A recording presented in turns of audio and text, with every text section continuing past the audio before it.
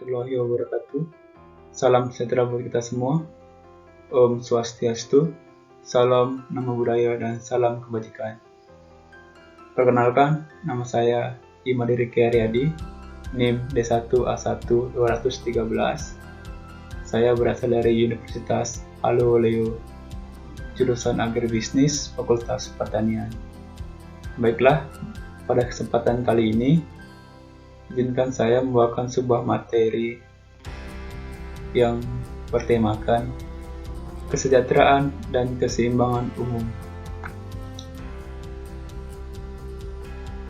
Sebelum kita melangkah lebih jauh, sebaiknya kita memahami dulu apa sih konsep dari materi kesejahteraan dan keseimbangan umum. Kesejahteraan dan keseimbangan umum memiliki konsep yang berbeda satu sama lain, meskipun sering disamakan. Artikan, definisi yang sering digunakan untuk kesejahteraan adalah keadaan seseorang dalam suatu sistem perekonomian, sedangkan keseimbangan didefinisikan sebagai keadaan tetap di mana pada posisi tersebut tidak ada rangsangan atau kesempatan untuk berubah. Jadi jelas, perbedaan antara kesejahteraan dengan keseimbangan dari segi definisi sudah berbeda. Konsep kesejahteraan dan keseimbangan sangat penting kita ketahui, bahwasannya kita sebagai mahasiswa seharusnya memahami apa sih perbedaan antara kesejahteraan dan keseimbangan. Maka dari itu saya berharap mulai hari ini mahasiswa dapat membedakan antara kesejahteraan dan keseimbangan.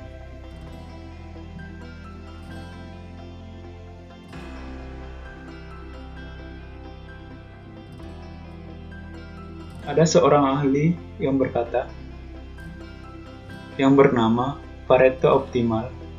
Menurut Pareto, kesejahteraan ekonomi akan meningkat jika seorang menjadi lebih baik dan tidak ada seorang pun yang menjadi lebih jelek. Standar analisis yang dibuat Pareto Optimal menjadi analisis bagi ekonom-ekonom selanjutnya dalam menggali perbedaan antara kesejahteraan dan keseimbangan. Lanjut di slide selanjutnya.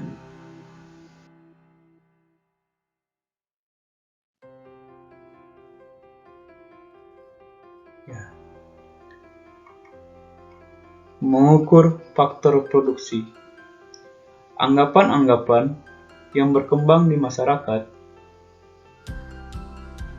ada 7 yang digunakan sebagai tolak ukur efisiensi penggunaan sumber faktor produksi.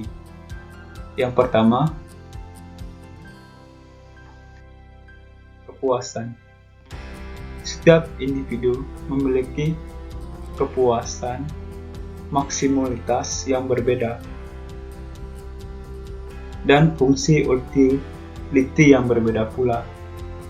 Dalam artian, tidak dipengaruhi oleh konsumsi barang yang dimiliki oleh individu yang lain.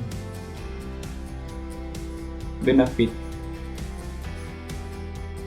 Benefit di sini memiliki arti manfaat atau biaya yang diukur dengan pasar. Setiap manfaat atau benefit yang kita miliki itu diukur melalui transaksi-transaksi yang terjadi di pasar dimanapun, di tempat terjadinya interaksi. Masalah di dalam mengukur faktor produksi, masalah kebutuhan itu tidak ada. Yang ada hanyalah masalah kepuasan. Selanjutnya, informasi. Kita hidup di zaman modern. Kita hidup di tahun 2022, di mana sumber informasi banyak kita dapatkan dimanapun, kapanpun kita berada.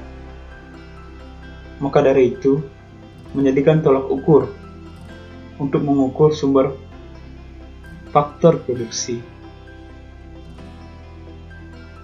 Berkaitan pula dengan teknologi.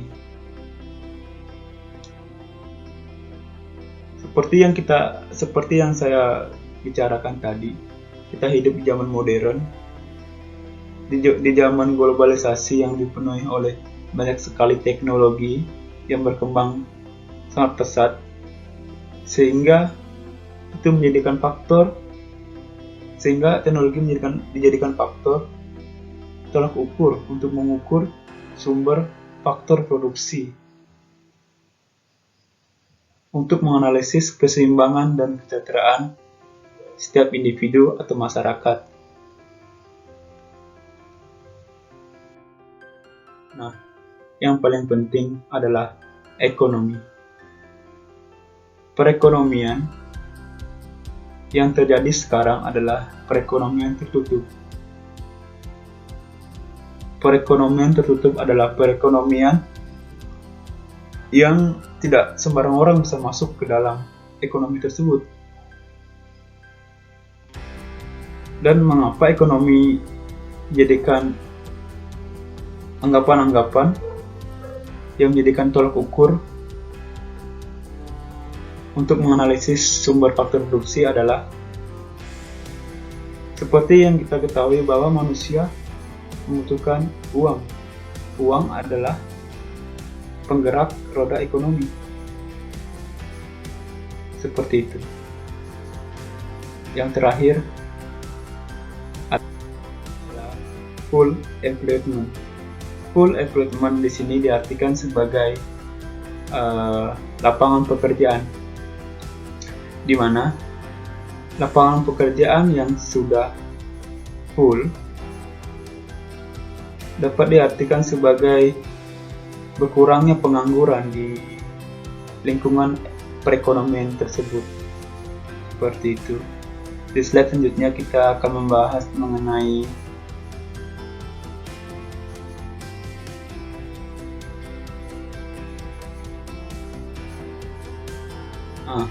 alokasi sumber atau faktor produksi yang menghasilkan produksi optimal antara output akan dicapai jika. Nah, di sini saya akan menjelaskan mengenai bagaimana sih mencapai alokasi sumber atau faktor produksi yang optimal. Di sini bisa kita lihat bahwa ada rumus, yaitu MPP pangkat X I per MPP pangkat XJ sama dengan MPP YI per MPP YJ, atau bisa juga MRTS pangkat X IJ sama dengan MRTS pangkat Y IJ. Keterangannya, X dan Y adalah output yang dihasilkan, sedangkan I dan J adalah faktor produksi yang digunakan. Sampai sini paham ya? Selanjutnya,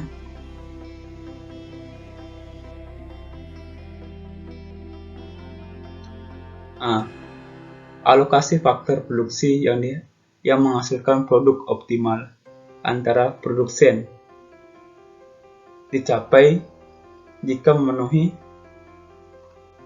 rumus di bawah ini,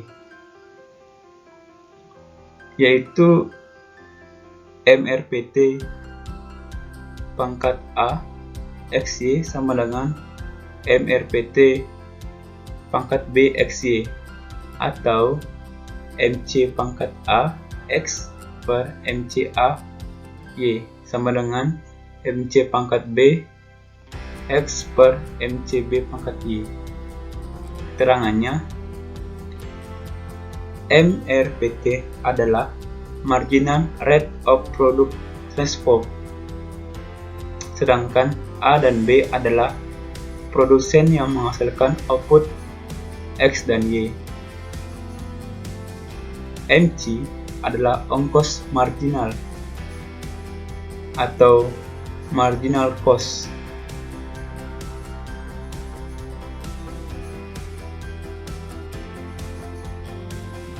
Nah, pertukaran untuk mencapai optimum jika memenuhi syarat di bawah ini menggunakan rumus MU pangkat LX per MU pangkat LY sama dengan MU pangkat MX per MU pangkat MY, atau bisa juga MRS pangkat LXY sama dengan MRS pangkat MXY. Keterangannya, MU adalah marginal utility. MU adalah marginal utility. L dan M adalah individu yang mengkonsumsi barang X dan Y.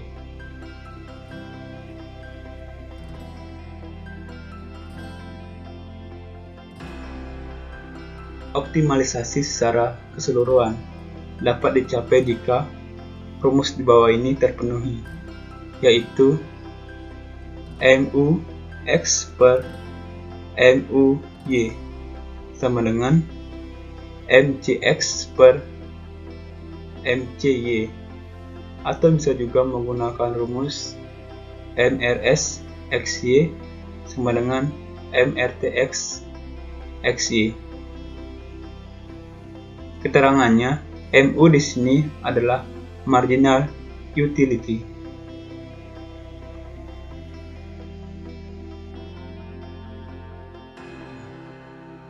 Persyaratan yang harus dipenuhi untuk mencapai Pareto optimal. Yang pertama, perekonomian harus berada pada batas produksi atau the production frontier, artinya efisiensi produk tercapai. Di sini saya dapat menganalisa bahwa ongkos produksi dapat ditutupi dengan harga jual barang, sehingga perusahaan mendapatkan benefit yang banyak dari hasil produksi tersebut. Yang kedua, konsumen harus berada pada kurva kontrak atau kontrak kurva, artinya efisiensi pertukaran tercapai.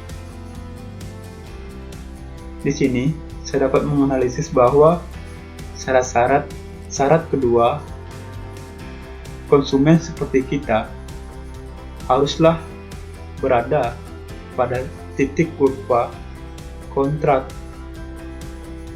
supaya dalam kurva tersebut dapat dilihat bahwa sebagaimana konsumen membeli, sebagaimana konsumen mempunyai barang, sebagaimana kepuasan konsumen terhadap barang yang kita, seperti itu. Yang ketiga, slope kurva tak acuh pada titik kurva kontrak harus sama dengan slope batas produksi pada titik yang menunjukkan sekelompok barang diproduksi. Artinya di sini kurva ini harus relevan antara kurva 1 dengan titik.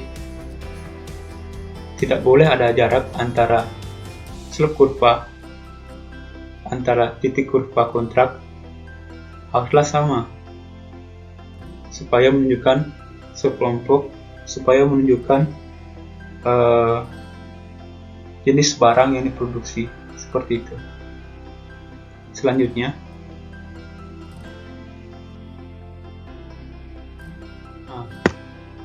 sini adalah kurva kemungkinan yang pertama.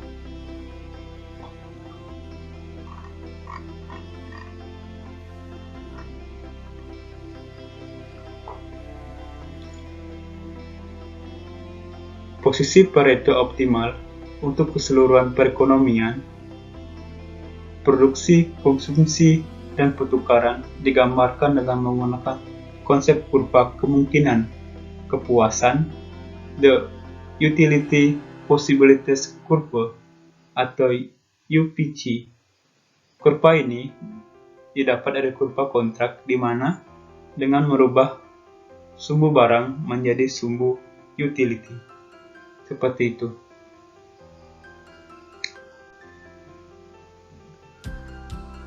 Ini adalah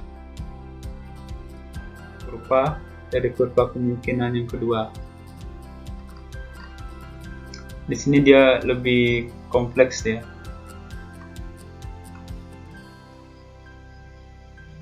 Di sini dapat saya simpulkan bahwa untuk mencapai efisiensi ekonomi maksimum, perekonomian harus berada pada titik di batas kesejahteraan. Misalnya A dan B. Karena batas kesejahteraan ini, semua persyaratan marginal terpenuhi dan tidak dimungkinkan meningkatkan kesejahteraan seseorang tanpa membuat yang lain menderita.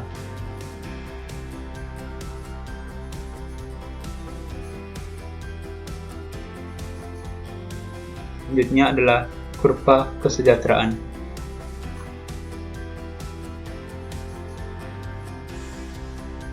Kurva ini dibuat untuk melihat dan mengukur ada tidaknya perubahan kesejahteraan yang mungkin dikaitkan dengan dibuatnya suatu keputusan yang mungkin dapat meningkatkan kesejahteraan. Sering digunakan beberapa tolak ukur dalam membuat kurva kesejahteraan. Yang pertama adalah konsumer, yang kedua adalah fungsi kesejahteraan masyarakat. Seperti ini bentuk kurvanya.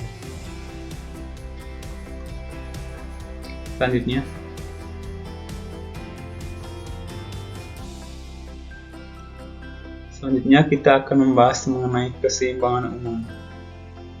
Definisi keseimbangan umum. Metode keseimbangan umum adalah metode analisis keseimbangan harga dan output pasar dengan pendekatan keterkaitan antara barang dan antar pasar dengan asumsi perfectly competitive price system.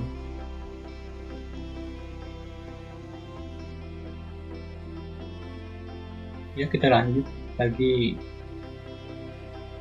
Subbab kali ini adalah ilustrasi dari konsep keseimbangan umum. Di sini bisa kita lihat bersama. Inilah bentuk kurva daripada keseimbangan umum yang jelaskan pada awalnya semua pasar berada di tingkat keseimbangan P1, W1, P2, dan W2. Ketika terjadi kenaikan, misalnya permintaan tomat, maka akan terjadi serangkaian penyesuaian di pasar lain yang terkait. Kenaikan permintaan tenaga kerja dan upah pekerja di perkebunan tomat, kenaikan biaya produksi tomat, dan pergeseran kurva penawaran, penurunan permintaan, dan permintaan tenaga kerja di perkebunan mentimun. Next.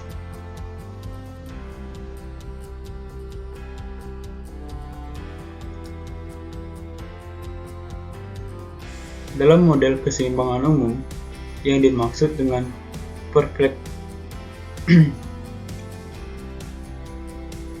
dalam model keseimbangan umum yang dimaksud dengan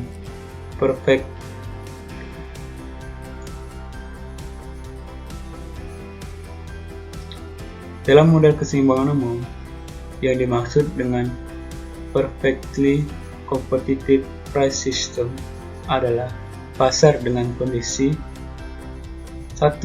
Pembeli, di mana terdapat banyak sekali pembeli dengan skala jumlah yang sangat besar, menjadikan tingkat harga sebagai faktor eksogen dan dalam melakukan konsumsi, para pembeli memaksimumkan tingkat kepuasan.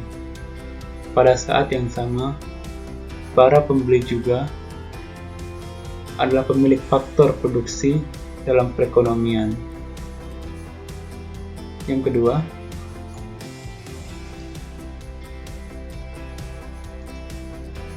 penjual. Demikian juga dengan penjual.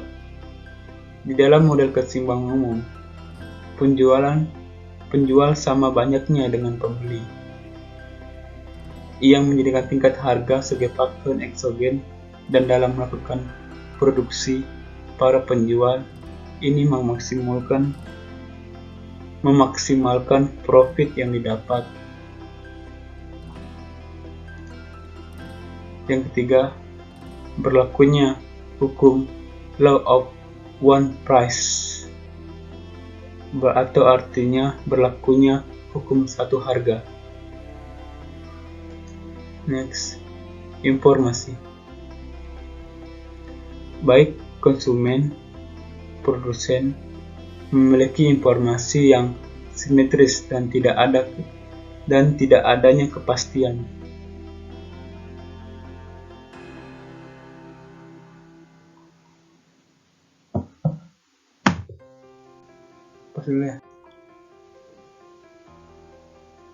Dalam model keseimbangan umum, yang dimaksud dengan perfectly competitive price system adalah pasar dengan kondisi 4. Yang pertama adalah pembeli, di mana pada pasar ini pembeli dalam jumlah banyak, dalam kondisi yang sangat besar, yang menjadikan tingkat harga sebagai faktor eksogen, dan dalam melakukan konsumsi, para pembeli ini memaksimalkan tingkat kepuasan. Pada saat yang sama pula, para pembeli ini adalah pemilik faktor produksi dalam perekonomian. Selanjutnya, penjual. Sama banyaknya dengan pembeli, penjual juga demikian, sangat ramai penjual. Dalam jumlah besar yang menjadikan tingkat harga sebagai faktor eksogen pula, dan dalam melakukan produksi, para penjual memaksimalkan profit yang didapat daripada transaksi jual beli. Yang ketiga, berlakunya hukum law of one price, di mana penjual dan pembeli tidak dapat memanipulasi harga, dan harga bergerak bebas tergantung pada fundamental permintaan dan penawaran, atau fleksibilitas harga. Selanjutnya,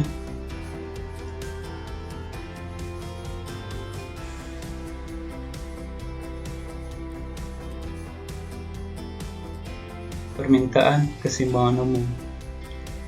Dalam analisis keseimbangan umum, konsumen diasumsikan sebagai memiliki fungsi kepuasan yang homogen. 2. Individu memiliki tingkat konsumsi berdasarkan tingkat pendapatan dan harga barang-barang.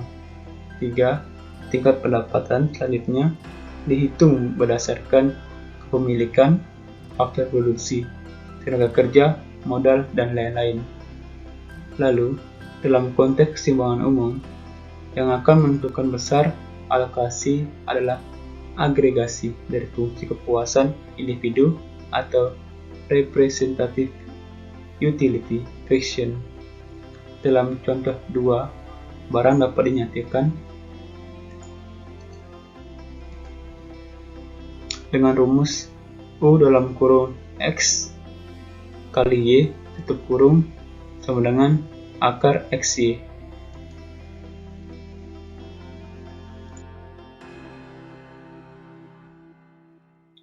Penawaran dalam keseimbangan umum. Dalam model keseimbangan umum, hal yang lebih kompleks untuk dimodelkan adalah sisi penawaran. Yang pertama, dalam model keseimbangan umum, produksi diasumsikan efisien dalam alokasi faktor. Dalam model ini, dimisalkan modal K dan pekerja L. Kurva untuk menggambarkan alokasi faktor produksi yang efisien dikenal sebagai Production Possibility Frontier atau PPF. Perangkat analisis untuk menggambarkan konsep PPF dikenal sebagai Egg Workbox Diagram.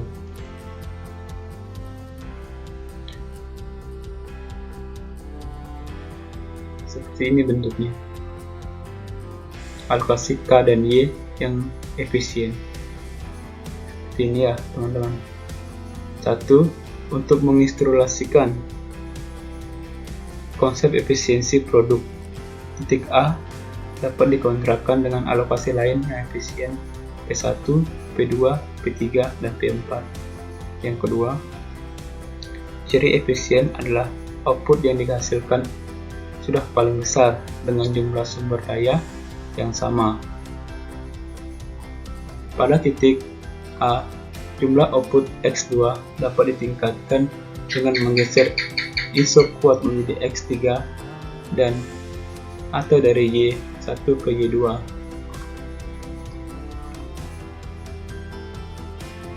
Sementara di titik A dengan total K dan L yang efisien untuk setiap X dan Y pada Egg Workbox sebelumnya di sepanjang garis OX, OY dikenal sebagai PPF. Selanjutnya,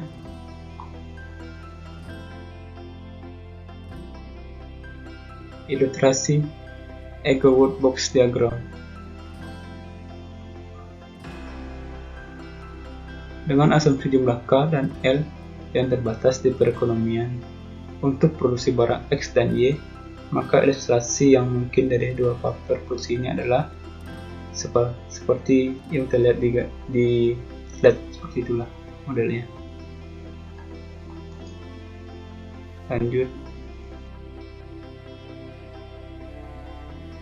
kurva PPF.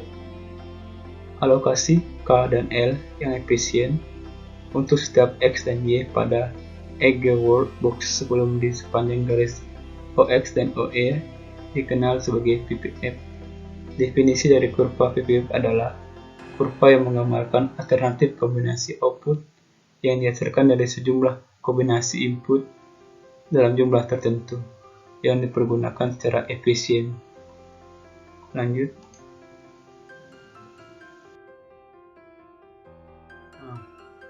Mungkin sampai sini saja presentasi yang saya jelaskan. Jika ada salah kata, tolong dimaafkan. Saya akhiri dengan ucapan terima kasih banyak atas waktunya dan sampai jumpa.